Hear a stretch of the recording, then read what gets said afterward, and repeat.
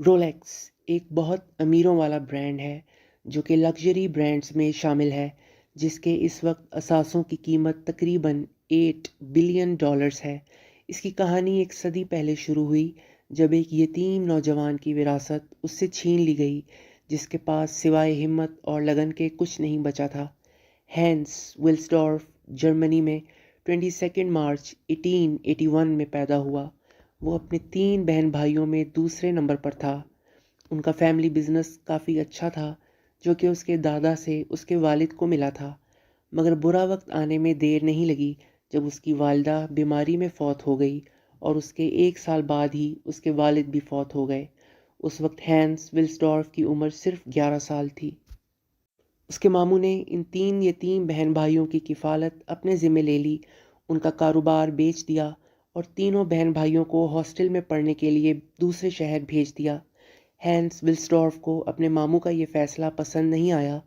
وہ دوسرے شہر میں بہت پریشان رہنے لگا۔ وہاں اس کو دوسرے لڑکے تنگ کرتے اور پریشان کرتے، مگر اس نے ہمت سے کام لیا اور پڑھائی میں دل لگایا۔ حالانکہ اس کے ماموں کی نیت خراب تھی اور انہوں نے جان چھڑوانے کے لیے ہینس ولسڈورف کو دوسرے شہر ہاسٹل میں بھیجا تھا، مگر اس فیصلے کا بالآخر ہینس ولسڈورف پر بہت اچھا اثر ہوا۔ وہ بچپن سے خود مختار بن گیا، اپنا اچھا برا سمجھنے لگا اور وقت کے ساتھ سمجھدار بھی بن گیا۔ ہینس ولسڈورف کو کتابیں پڑھنے کا شوق تھا۔ وہ اپنے اسکول کا بہت ذہین اسٹوڈنٹ بن گیا۔ میتھمیٹکس اور لینگویجز اس کے پسندیدہ مضمون تھے۔ اس نے انگلش اور فرینچ زبانیں سیکھیں کیونکہ وہ جانتا تھا آگے جا کر یہ اس کے بہت کام آئیں گی۔ اپنے اسکول کے دوران ایک سوئس لڑکا اس کا دوست بنا جو سوئٹزرلینڈ میں اپنے گاؤں کے قصے اس کو سناتا، جو کہ گھڑیاں بنانے میں بہت مشہور تھا۔ یہ سب قصے سن کر ہینس ولسڈورف کو سوئٹزرلینڈ جانے کا بہت شوق ہوا اور وہ ہاسٹل چھوڑ کر جرمنی سے سوئٹزرلینڈ جنیوا چلا گیا، جہاں اس نے 19 سال کی عمر میں پہلی جاب کی۔ یہ جاب اس کو انٹرنیشنل پرل ایکسپورٹنگ کمپنی میں ملی تھی، جو کہ پرلز یعنی کہ موتی ایکسپورٹ کرتی تھی۔ اسی دوران اس کے ایک دوست نے اس کو ایک جاب آفر کی اور یہ جاب کیونو کارٹن کمپنی میں تھی۔ یہ کمپنی اس وقت کی گھڑیاں بنانے والی سب سے مشہور کمپنی تھی اور لاکھوں کی گھڑیاں ایکسپورٹ کرتی تھی۔ ہینس ولسڈورف کو کمپنی کا انگلش کورسپونڈنٹ مقرر کر دیا گیا، یعنی کمپنی کی طرف سے انگریزی میں ڈیلنگ ہینس ولسڈورف کرتا تھا۔ اس کی مہینے کی تنخواہ 80 سوئس فرینک مقرر ہوئی۔ اپنی ذہانت کی وجہ سے کمپنی میں رہ کر اس نے گھڑیوں کے متعلق تمام معلومات حاصل کر لی تھیں۔ وہ جان چکا تھا گھڑیاں کیسے بنائی جاتی ہیں اور کیسے بیچی جاتی ہیں۔ سوئٹزرلینڈ میں نوکری کے صرف 2 سال بعد وہ لندن چلا گیا، جہاں اس نے مزید اچھی اور مشہور گھڑیاں بنانے والی کمپنی میں نوکری کر لی۔ یہاں اس کی ذمہ داریاں اور تنخواہ دونوں زیادہ تھیں۔ اس نے اپنی قابلیت سے کمپنی کی سیلز کو کافی بڑھا دیا۔ اس کے ساتھ اس کے خواب بھی بڑھتے گئے اور وہ اپنا گھڑیوں کا کاروبار کرنے کا سوچنے لگا۔ اسی دوران وہ اپنی ہونے والی بیوی سے ملا اور شادی کر لی۔ اس کی نوکری چل رہی تھی کہ اسی دوران ہینس ولسڈورف اور اس کی بیوی کے بھائی نے مل کر اپنا گھڑیوں کا کام کرنے کا فیصلہ کر لیا۔ ہینس ولسڈورف کی قابلیت پر بھروسہ کرتے ہوئے اس کی بیوی کے بھائی نے اس کاروبار میں اپنا پیسہ لگایا اور دونوں نے مل کر کاروبار شروع کر دیا۔ سن 1905 میں دونوں نے مل کر ولسڈورف اینڈ ڈیوس لمیٹڈ کی بنیاد رکھی، جو کہ آگے جا کے کچھ سالوں بعد رولیکس کہلائی۔ انہوں نے ایک سوئس واچ کمپنی کے ساتھ پارٹنرشپ کر لی اور ایک آفس سوئٹزرلینڈ میں بھی کھول لیا۔ ان کا زیادہ کاروبار ٹائم پیسز اور پاکٹ واچز کا تھا، جبکہ ہینس کو رسٹ واچز پسند تھیں۔ اس زمانے میں رسٹ واچز عورتیں زیورات کی طرح پہنا کرتی تھیں اور آدمی پاکٹ واچز رکھتے تھے۔ اس زمانے میں رسٹ واچز کو ٹائم دیکھنے کے لیے زیادہ بہتر نہیں مانا جاتا تھا کیونکہ ان میں اکثر ایکوریسی نہیں ہوتی تھی۔ مزید یہ کہ ان کا سائز بھی بہت چھوٹا ہوتا تھا، اس لیے ان کو مردوں کے لیے اچھا نہیں سمجھا جاتا تھا۔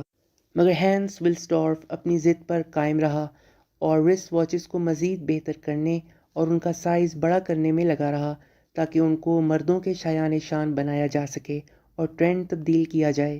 بالآخر سن 1908 میں اس نے بہتر رسٹ واچز تیار کر لیں جو اس کے خیال میں ٹھیک وقت بتاتی تھیں اور سائز بڑا ہونے کی وجہ سے آدمی بھی پہن سکتے تھے۔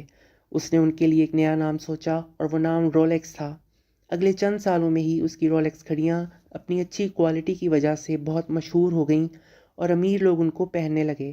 مگر زیادہ وقت نہیں گزرا تھا کہ ورلڈ وار ون شروع ہو گئی اور بزنس بند ہونے لگے، مگر حیران کن طور پر رولیکس پر اس کا اچھا اثر ہوا۔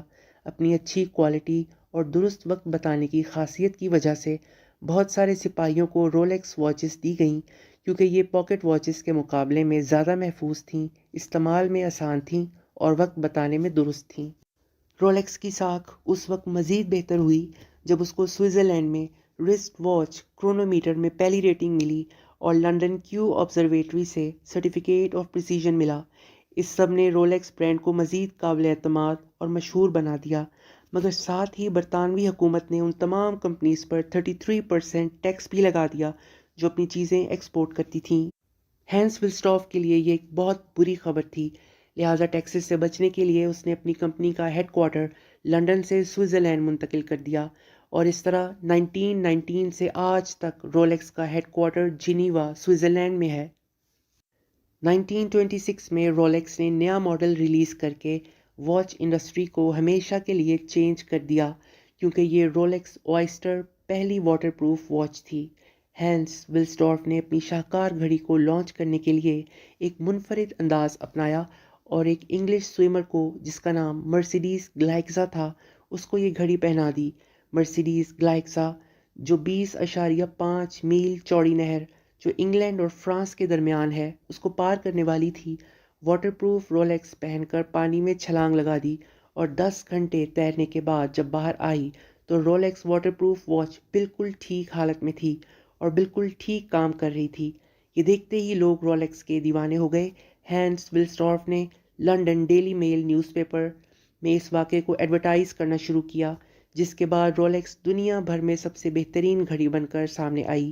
اپنی گھڑی کو مزید مشہور کرنے کے لیے ہینس ولسٹارف نے اپنی ہر ڈیلر شپ پر مچھلیوں کے ساتھ پانی میں رولیکس واٹر پروف واچز کو رکھ کر ڈسپلے کرنا شروع کیا۔ لوگ جب بھی گزرتے حیرانی سے اس گھڑی کو دیکھتے اور سراہتے، لوگ اس کے دیوانے ہو چکے تھے، مگر ہینس ولسٹارف اس گھڑی کو مزید پروموٹ کرنا چاہتا تھا، لہٰذا اس نے 1928 میں اس وقت کی مشہور ماڈل ایویلین لین کو رولیکس کو پروموٹ کرنے کے لیے برانڈ ایمبیسڈر مقرر کر دیا۔ رولیکس کی مشہوری یہی نہیں رکی جب 1933 میں اخبار میں تصویر کے ساتھ خبر چھپی جس میں جہاز کے کرو اور پائلٹ نے ماؤنٹ ایورسٹ کے اوپر سے فلائٹ کرتے ہوئے رولیکس کی گھڑیاں پہنی ہوئی تھیں، اور اتنی اونچائی پر اتنی لمبی فلائٹ کے بعد بھی گھڑیاں بالکل ٹھیک کام کر رہی تھیں۔ لوگوں کو یقین آ چکا تھا کہ رولیکس ہر روز اور ہر کام کے دوران استعمال ہونے والی گھڑی ہے۔